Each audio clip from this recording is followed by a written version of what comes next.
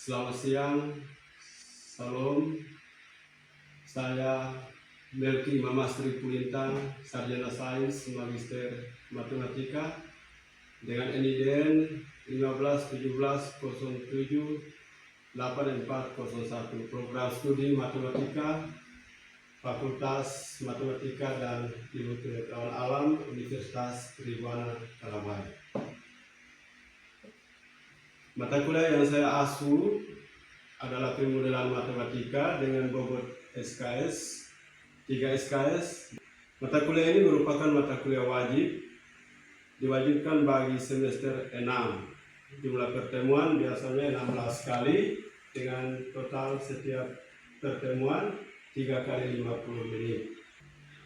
Materi pembelajaran selama proses perkuliahan meliputi yang pertama pendahuluan, yang kedua pemodelan matematika, yang ketiga model getaran linier teredam, yang keempat pemodelan pendulum, yang kelima persamaan Van der Waals, yang keenam persamaan Davy, yang ketujuh konsep pemodelan ekologi, epidemi, dan biologi sel, yang kedelapan model logistik dan model eksponensial, yang ke-9 model mangsa dan pemangsa atau Locta Volterra, yang ke-10 model epidemi SIR, yang ke-11 model epidemi SEIR, yang ke-12 model dinamika sel, yang ke-13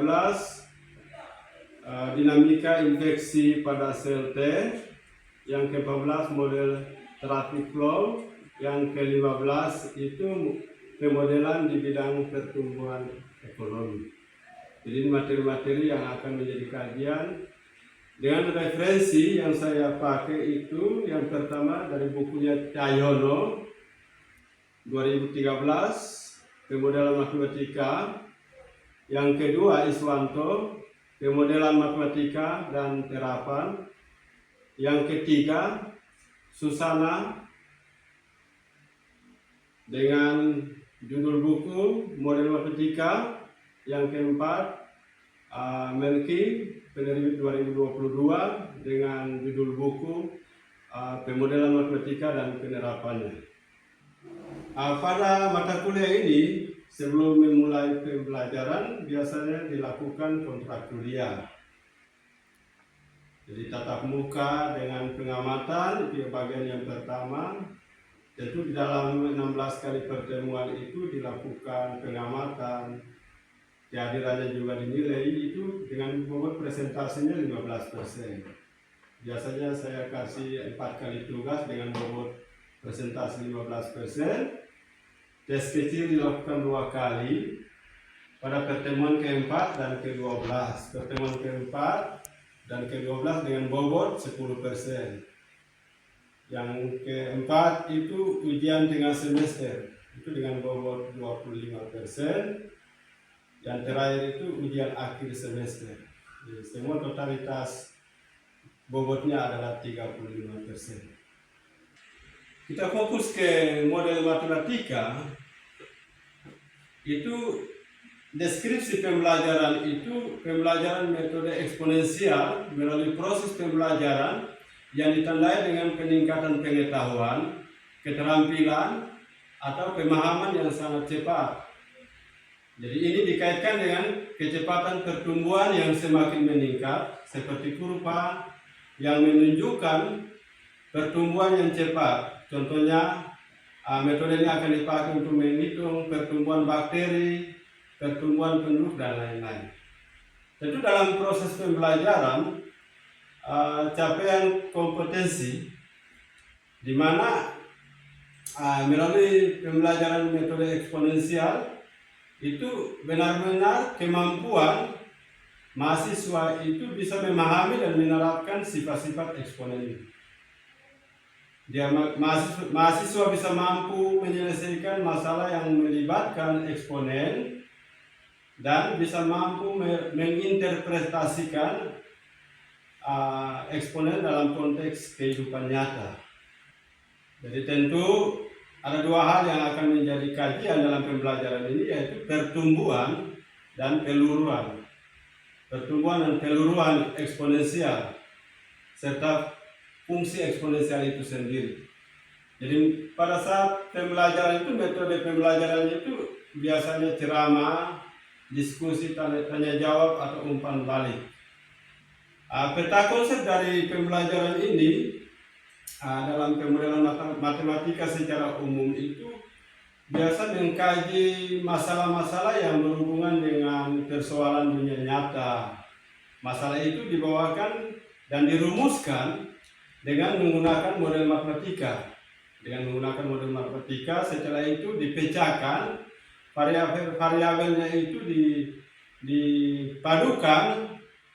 Jadi masalah-masalah yang terjadi dalam persoalan dunia nyata itu dipadukan dalam variabel-variabel matematika, X, Y, Z, dan seterusnya. Setelah itu dilakukan proses menggunakan metode-metode eksponensial, dipecahkan masalahnya melalui kajian matematis. Setelah itu disimpulkan.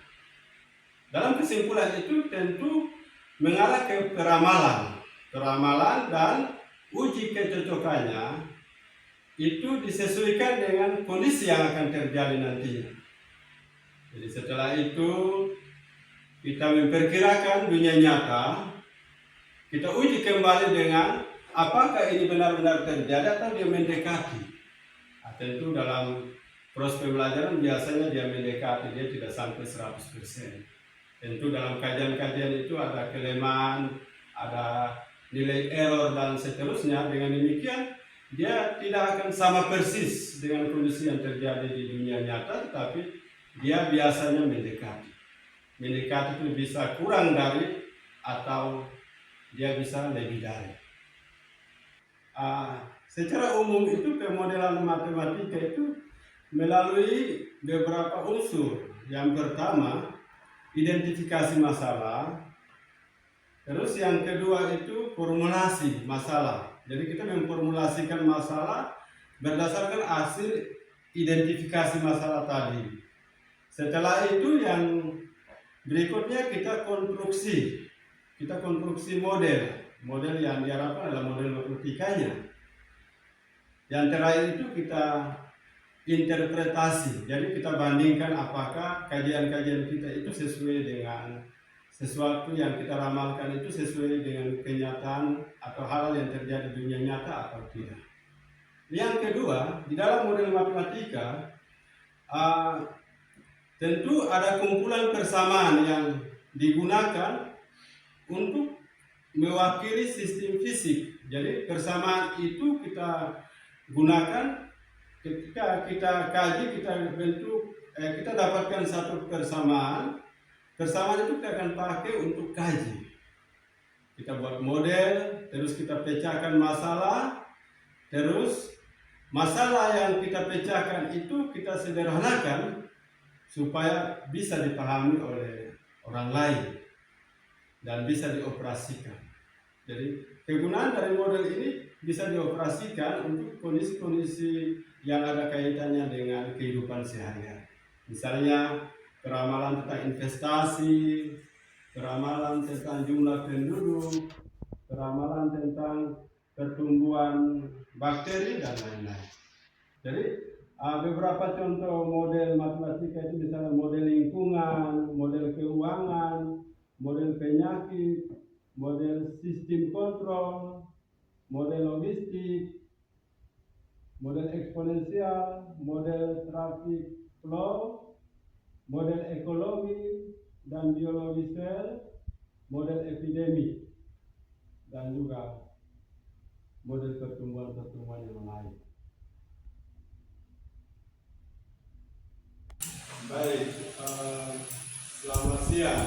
Siang. Assalamualaikum warahmatullahi wabarakatuh. Waalaikumsalam warahmatullahi wabarakatuh. Shalom. Oke, sebelum kita memulai perkuliahan ini, satu orang kita dalam doa. Teman-teman, sebelum kita masuk dalam proses belajar ini, mari kita awalinya dengan doa, kita berdoa. Bapa kami di surga, terima kasih Bapa di surga yang doa ini sembahyang kami. Demi Nabi Yesus Kristus kami telah berdoa. Haleluya. Amin. Pada pertemuan hari ini kita akan berbicara atau membahas materi di bab 8 tentang model eksponensial. Jadi kita bicara tentang model eksponensial, maka pencetusnya itu melalui Malthus, melalui hukumnya, dia bilang sebuah pertumbuhan eksponensial itu terjadi apabila ada laju pertumbuhan suatu populasi mikroba, bakteri, serangga, manusia, binatang itu sebanding dengan populasi awal atau sebanding dengan populasi saat ini. Jadi kita misalkan saja Y ini dia menyatakan jumlah populasi setiap saat. Y ini dia menyatakan jumlah populasi setiap saat. Jadi Malthus telah merancang hukumnya dengan persamaan diferensial. Dia bilang kalau Y itu jumlah populasi setiap saat, maka dalam persamaan diferensialnya dy per dt. dy per dt itu sama dengan k y. Tadi y itu apa? Jumlah populasi setiap saat. Kita lihat ini adalah sebuah persamaan diferensial. Kalau kita selesaikan persamaan ini, tentu kita harus memiliki sebuah syarat.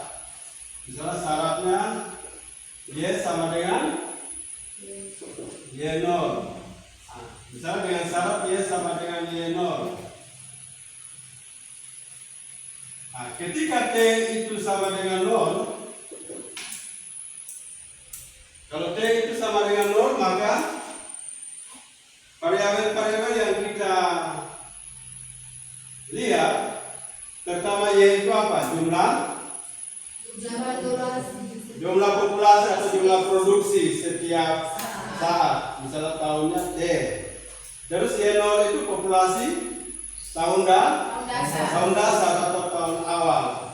Sementara e itu bilangan eksponensial. T itu waktu.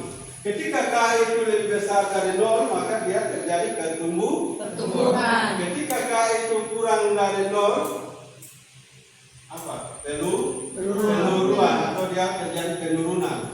Jadi pada saat k ini kurang dari lebih besar dari 0, maka akan terjadi pertumbuhan. Pertumbuhan itu sama dengan peningkatan. Ketika k itu kurang dari 0, terjadi penurunan atau dia menurun ya. Terjadi penurunan atau dia menurun. Nah, pada saat berjalannya waktu, ketika berjalannya waktu tentu kita akan menyelesaikan persamaan diferensialnya dengan menggunakan t sama dengan t sama dengan 0, di mana y sama dengan y0. Maka kita lihat persamaan ini dy per dt itu sama dengan ky. Kita mulai variabel ini kita gunakan.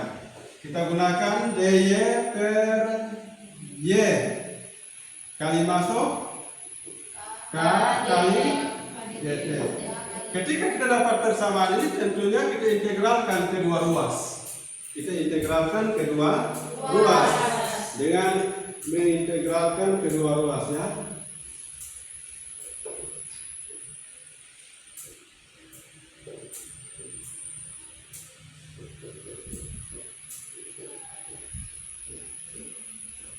Maka integral dari dy per y itu sama dengan integral dari k dt. Nah, integral dari dy per Integral dari dy per y sama dengan integral dari k dt. Ini saya tulis sama saja dengan integral dari 1 per y dy itu sama dengan integral dari k kali dt. Maka k itu apa? Ekspon. K itu bilangan apa? Konstan. Nah, kalau kita lihat di sini, maka kita sudah punya yang ini, seper y ini sesuai dengan rumus umum ini sudah pasti ln y sama dengan KT tambah C. Integral dt itu kan c. Ya. KT tambah c. Jadi ini integral dari dt itu sama dengan T tambah C. Integral dari dt itu sama dengan T ditambah C. Maka pada saat kita sudah punya syarat Y sama dengan Y0. Maka ketika Y sama dengan Y0,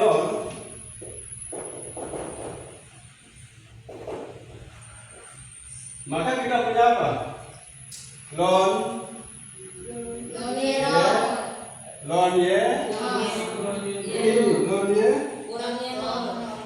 Kurang ln sama dengan KT KT tambah C. C. Ya. Maka pada saat dia tadi 9T ini sama dengan apa? Nol. Ya, T ini sama dengan 0. Maka K kali 0. Apa? Jumlah penduduk 5,9. Ya, diperkirakan 5,9 miliar tahun 2020 sebanyak 7,9 miliar. Nah, kalau mendapatkan pertama kita asumsikan. Asumsi yang pertama adalah kita andaikan. Nah, kita selesaikan ini soal dengan cara asumsi. Yang pertama kita mengandaikan apa? Andaikan pertumbuhan populasi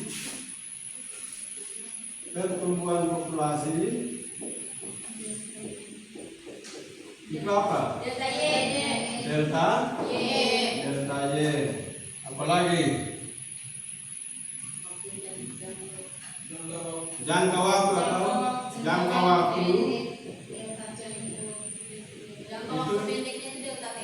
ya delta T. Nah, dari persoalan ini apa yang Anda buat? Kita kembali ke persoalan hukum Malthus tadi. Y sama dengan Y0 pangkat KT. Nah, yang kita akan buat yang pertama adalah kita punya delta Y. Apa? Delta Y itu sama dengan delta T kali KY. Ya, ini kalau kita buat kebersamaan diferensial itu bagaimana? Lihat ini di sini tadi. Ya, DY tadi persoalan pertama. Malthus bilang DY sama dengan KY. Ya, nah, kita punya persoalan DY per dt itu sama dengan KY. Rumus yang tadi kita dapat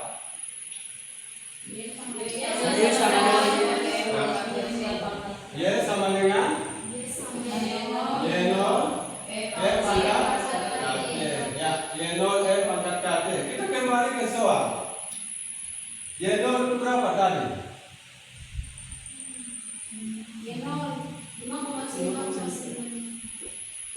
Y0 tahun dasar tadi. Tahun 1998 tadi. 5,9 miliar. Yang berikut tahun akhir ya? Tahun 2020. Tahun akhirnya berapa? Nah, berarti Y kan 7,9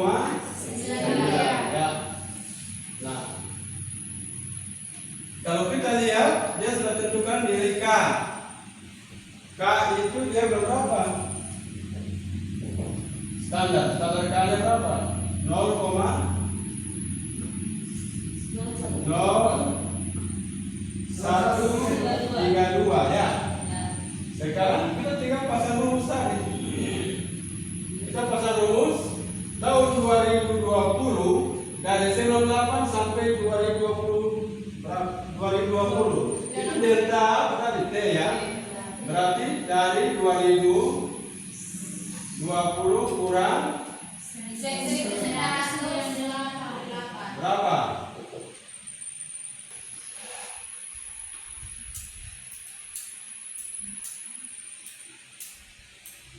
Pada tahun berapa tadi? 2020. Di mana T-nya berapa tadi? T sama dengan 22. K sudah ada kan? K-nya sudah ada, T juga sudah ada. Maka kita cari Y. Y ini nilai keramalan. Jumlah penduduk dunia tahun 2020. Maka kita punya Y sama dengan Y0 eksponensial K kali T. Y0 nya berapa? 5,9. Y-nya berapa? Y-nya berapa? 7,9.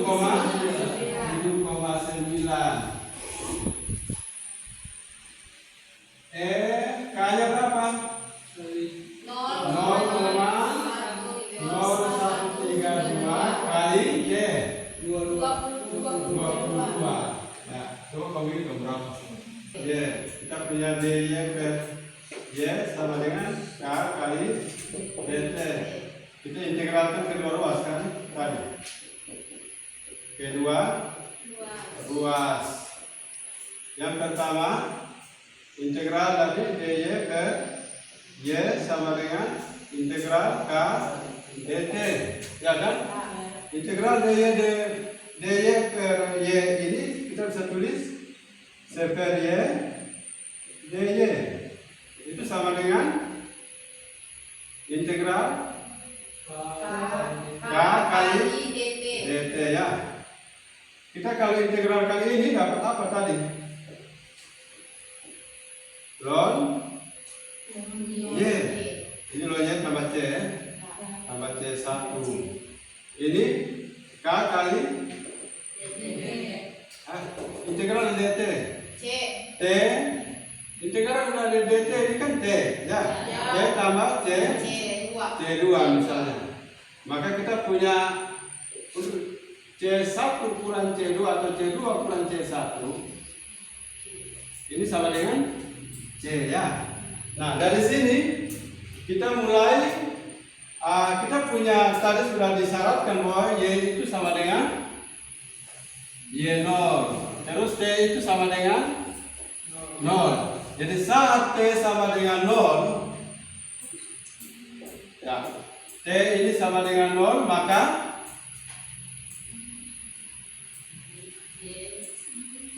ini lihat di sini. Maka ln Y itu sama dengan K T tambah C.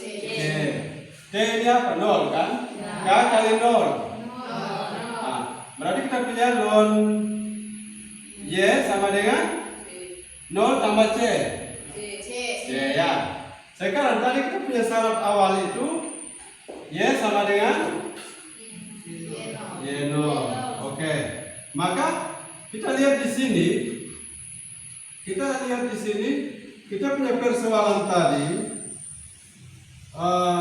Ini kita bisa Y ini kita ganti dengan apa? Ya. Y ini kita ganti dengan apa tadi? Ln Y kurang Y0. Maka kita punya C ini sendiri. Y ini kan Y0 toh? C ini sama dengan Y ini ganti ln Y 0. Oke. Kita punya C ini ln Y0.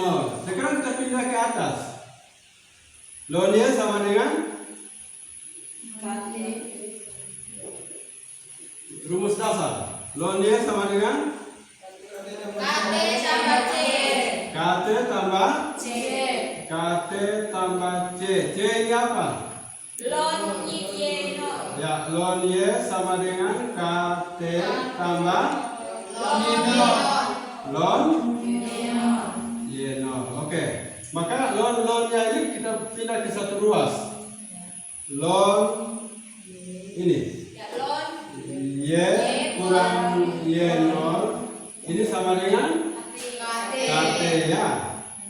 Kita bicara logaritma, maka kurang jadi bagi ln Y per Y0 itu sama dengan KT. Ln ini pindah ke ruas kanan jadi Eksponensial. maka Y per Y0 itu sama dengan eksponensial KT. Oke, kalau Y-nya kita kasih berdiri tunggal, Y-nya tunggal di sini, maka ini perkalian dari ruas kiri penyebut dikalikan dengan ruas kanan pembilang. Maka ini Y sama dengan Y sama dengan Y0. ini kali sekali ke ruas kanan Y0 E pangkat KT. Jadi paham ya? Ln Y kurang Y0, paham? Ln Y kurang Y0 tadi C. C. Bisa? Bisa. Oke. Bagaimana Laras? Bisa atau tidak? Bisa. Ada lagi pertanyaan? Kalau tidak ada, silakan Anda kerjakan latihan soal ini.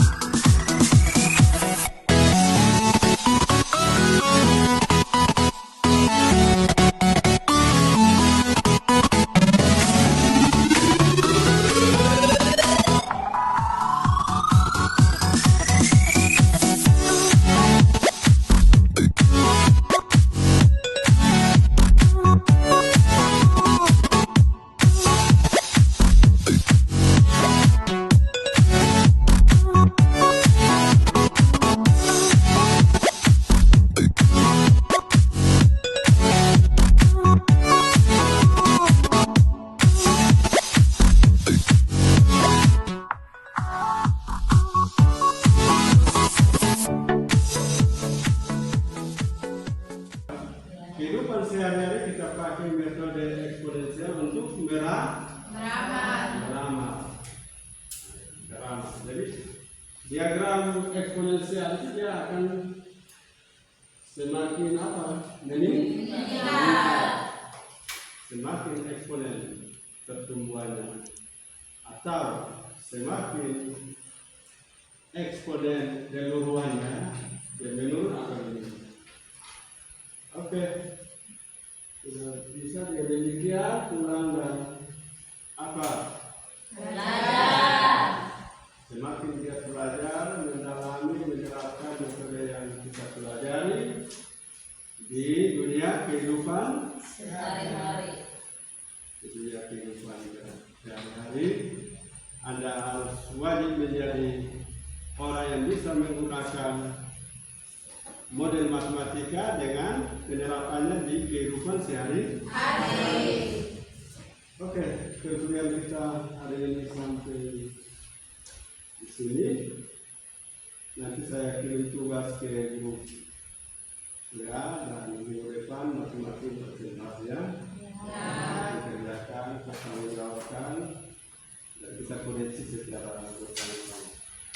Satu orang pimpin kita doa untuk kita pulang.